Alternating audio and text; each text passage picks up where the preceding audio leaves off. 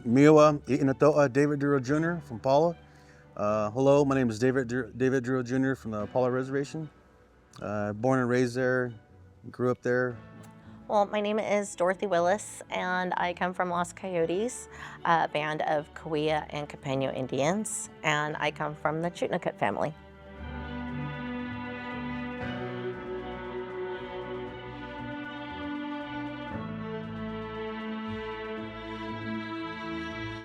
For the most part, yes, I was brought up in those ways, the cultural ways. But unfortunately, too, I do have to admit, you know, say some realities back then, before gaming was on the reservation. We had a lot of, substance abuse, alcoholism, domestic violence, you name it, it was out here, unfortunately, and we were left out here to survive on our own. And those that didn't have the college option, it was work or do something to try to maybe gain some money. And I saw it as a way out. Honestly, it was a way out for me to see the world and grow, as a young adult and experience things that I haven't seen outside the reservation. I decided that I wanted to join the military when I was about 4 years old. My Uncle Mario came home and he was wearing his Marine Corps fatigues, and my Uncle Frank came home wearing his Army Class A's, and I looked at them and was like in awe and said, that's what I want. So my whole life, that's what I wanted. I wanted to join the military and I wanted to serve my country and serve my people. And I come from a long line of soldiers on both sides of my family. On my Willis side, there's a lot of Army and Air Force. We have one Marine. And on my Chutnakut, Lario family side, we have a lot of Army and a couple Marines here and there. We don't really have any Navy on that side, but I think this last generation after me, I think that's the first generation, and I don't know how long, that we haven't had at least one family member serving.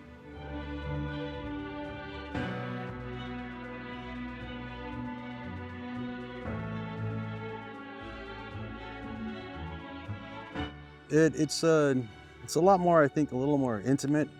I could share, my personal stories. When I did come home, it was a little different. Things were a lot different, especially being a young person and coming back here to the res. It's not like how it was before you left, And once you've experienced deploying in combat and all those things that go with it, coming back home to civilian life here and coming back to the res, it's not the same. You want it to be the same, but it's not.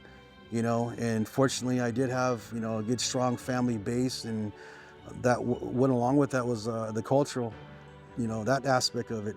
And that helped me out, doing the sweat lodges, doing the singing, bringing your spirit back home, the best way they can. May not be fully on, but the best way they can bring you back in is your culture. For me, it worked out with my culture. It helped me, it grounded me, it slowed me down.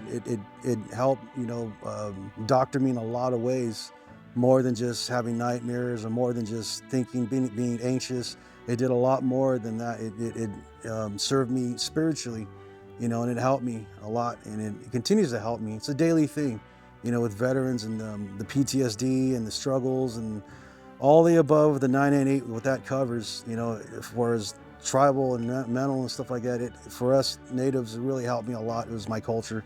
It helped me a lot in so many ways, and it still helps, to this day. It's continuous. Yes, and one of the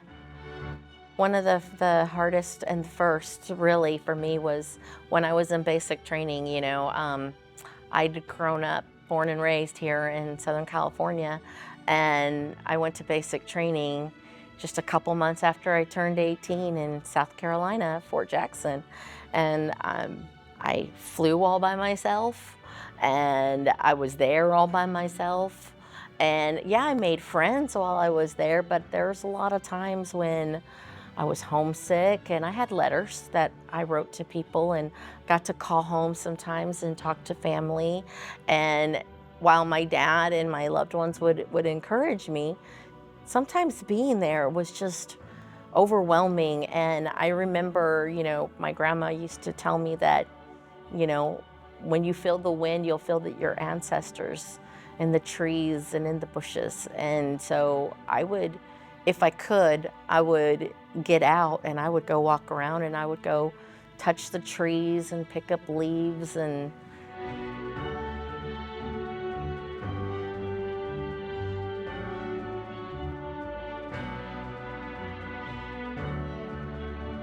I feel it shaped me in a lot of good ways, positive ways. There's negatives too, but again, when you have that cultural, base and you have your family, it helps you with that as well.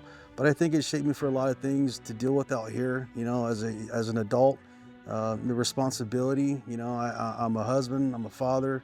And so those things that I take from my experiences help me prepare with my family, and to be that strong person for your family, because that's in the end, that's what you have is just your family, and I think it shaped me in a lot of good, positive ways, and just contribute to my kids and be that, that father that I want to be a better father than what I can offer as well for my family, my kids.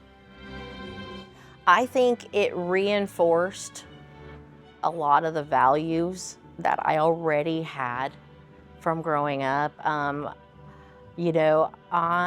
am the oldest of the grandkids of that marriage. My mom was the oldest of her set. My grandma was married twice. So my mom was the oldest of those kids, and I am the oldest grandchild of those kids. And so I was always taking care of all my cousins, all my little cousins, cooking for them, making bottles, helping with potty training, and so I was already a caregiver and providing service for the family. And then I always was hanging out with my grandma or my oldest aunt, my Aunt Irene. And so, it was just a natural thing for me to be of service and to take care of people. And that's why I love being part of a community so much and doing so much in the community. My son has asked me before, why do you need to do so much? I don't need to do so much, but it brings me self-satisfaction. It brings joy to my heart and to my soul to be of service to my community and to my people.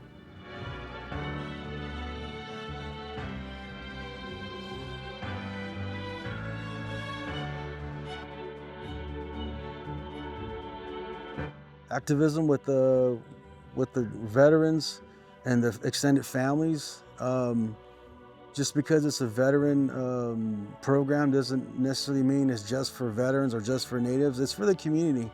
And that's one thing as veterans that we do is that, once we get out, our job isn't really over. We got to, it's one thing that's probably ingrained in us to continue to help out your fellow brother, man, and help your community out and be that resource. I have had a lot of people come to me who aren't native and aren't veterans, but they also need the mental help, and then I've also had a lot of veterans, on that same aspect as well.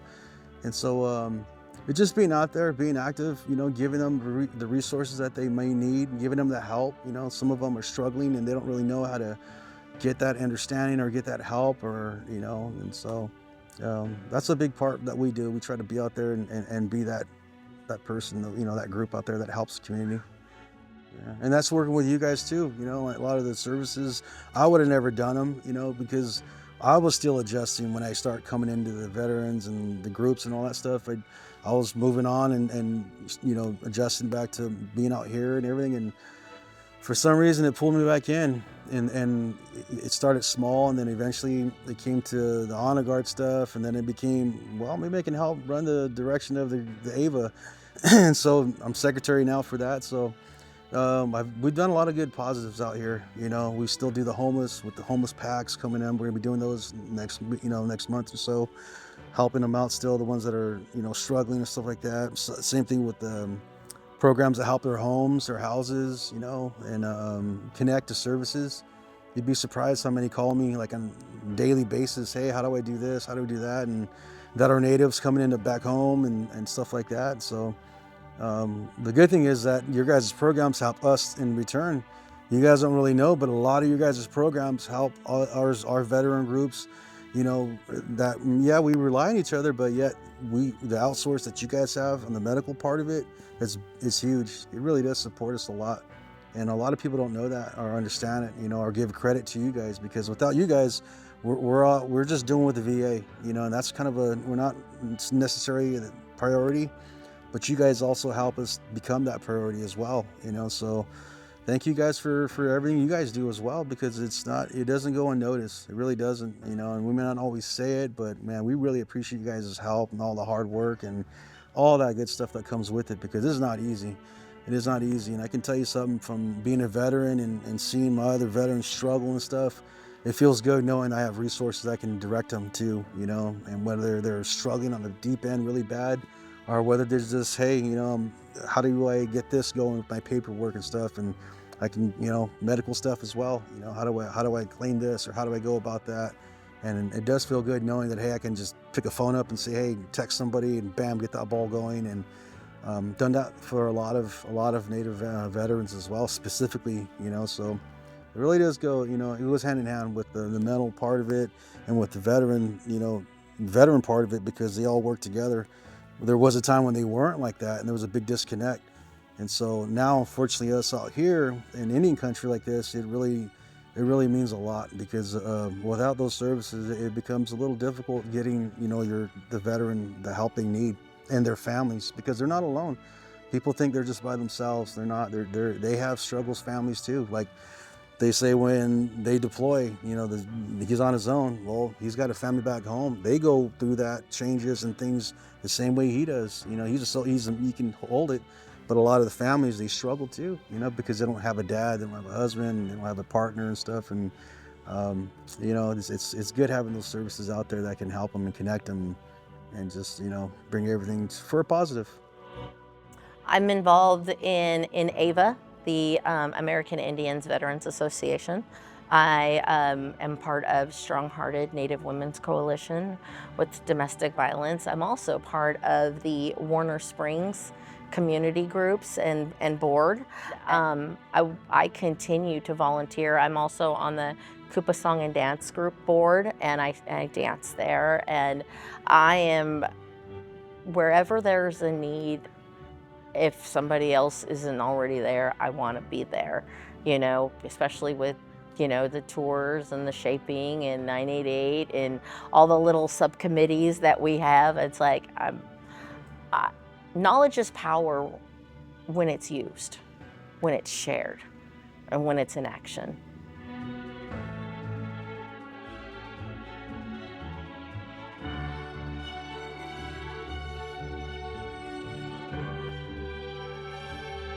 Okay, as someone struggling with mental health, obviously, seek help with your family. That's usually your first, your first line of approach. Your family, your loved ones, they're mostly likely going to identify it before you do, the issues and the problems, because those with mental health not necessarily are looking for that. They just are, struggling. And so it's up to the families and eventually that person to get help, and the families do need resources to help when that time does come, because there's going to be a lot of things that person is going to be struggling with and having to do to better themselves mentally, short-term and long-term. As far as the veterans, we look at it as like a family type of thing, but unfortunately, sometimes you don't have that, structure where you end up. Most veterans return home, and so they're on their own, and they struggle with those things. And sadly, some of them do go to substance abuse because they're struggling, and things are a little different for them once they return and trying to, adjust to civilian life. And so I would say to seek help, seek help with your fellow veteran and those that can help you out and give you some good, some good services to help you out. Because in the end, that's what's going to make you do better, is just working with your veteran families, and the families that have veterans, look out for them too, because a lot of them may not want that because they feel they can maybe stand on their own and combat it through themselves. But it's not like that. A lot of veterans, they struggle with that. So I would definitely reach out to if you have a veteran, if you have a buddy, somebody you served with, you look out for them, reach out. Um, Calling somebody, I mean, reaching out to somebody, always having an inner circle. For me, as somebody who suffers from seasonal affect, I often rely on my inner circle to let me know, because I may not always realize that I'm isolating or that I'm lacking in my exercise, my preventative mechanisms that help me going. And it's good to have people that hold you accountable. And not only that, they can see things that you can't always see, like isolating, or if you're indulging in certain behaviors that are just every now and again uh, seem to be becoming more, and maybe they're hindering you and you don't realize it. You can have somebody right there that can tell you that. And if you don't have that, then 988 is a good thing to have, because then you have somebody that you can reach out to.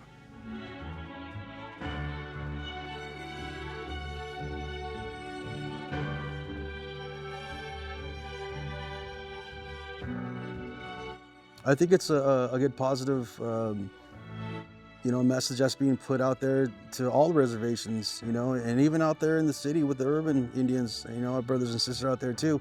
It's a good thing because it gives them an option other than getting the mental health, other than like maybe non-emergency. It is another venue of help. I have used other lines, as far as the veteran struggling, PTSD stuff. And I have helped other ones, my other fellow veterans help out with that. But the 988 is becoming a more popular impact within the tribes here. And it's something that maybe that we needed, and before, but we have it now. So why not use it if it's there? I feel like the 988 program is very crucial to our community, because there's a lot of community members that are very hesitant to ask for help, or they don't want to ask for help from people that they know or that know them, because I think they fear judgment and stigma, and maybe they feel a little bit like somebody's going to think a little less of them, but that they know that they want help. They know they don't know how to get there, and they don't know how to start, or even what resources to call. So I think the 988 actually eliminates a lot of the obstacles to getting what they need.